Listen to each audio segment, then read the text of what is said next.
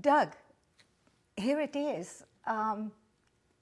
It has become a tradition, as I said, to be together here either Veterans Day or Memorial Day. Right. I think you contacted me, I believe, in the summer of 2003. And tell our viewers what prompted you to give me a call. Well, what happened was after my mom died in 2003, I discovered a letter written by my father describing him being wounded. This took place in Holland on October 5th, 1944. Well, what happened was two Dutch civilians took him into their house and essentially saved his life. He was there for 3 hours in this major battle that was going on right outside this house. I began to look for these people, but also at the first time I was mostly looking for the officer that was coming to my father's aid, and he was killed. This I eventually found, and it was right after that I found his identity that I contacted you, because I was looking for a way to try to find out who these Dutch civilians were. That very difficult thing I thought it was going to be.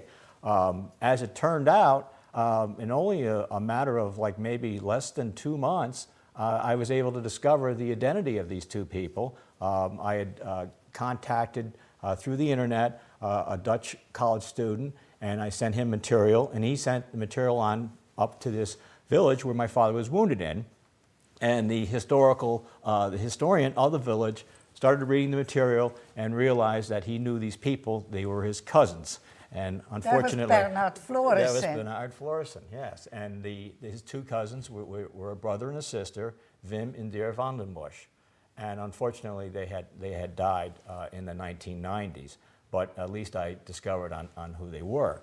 So that was very exciting for me. Bernard sent many pictures of the village, of the battle and everything like that. And so I made a vow to go to that village the next year on the 60th anniversary of my father's wounding, and my brother Dave and I did exactly that. I noticed you started on a certain journey. Was that a journey to honor your father, or was it a journey searching for a reason why he might not have talked to you or spoken with you about the war? Well, it was a combination of things. I was very interested, number one, to find out what happened to him. And of course, as I'm going along and doing all this research, I realized on how much of an impact the whole war had on him. And it had, and of course, obviously, on many, many veterans that lived in a combat situation, which he did. There was 16 million men and women in our armed forces during World War II. This is when the population of the United States was basically about half of what it is today, and about 1 million of these men were basically in the combat situations, basically due to other people had to supply them and whatnot, and so we suffered like 1 million battle casualties during the war almost. And when you look at these units, and you see that they have a tremendous high casualty rates. Somewhere it's around 95%.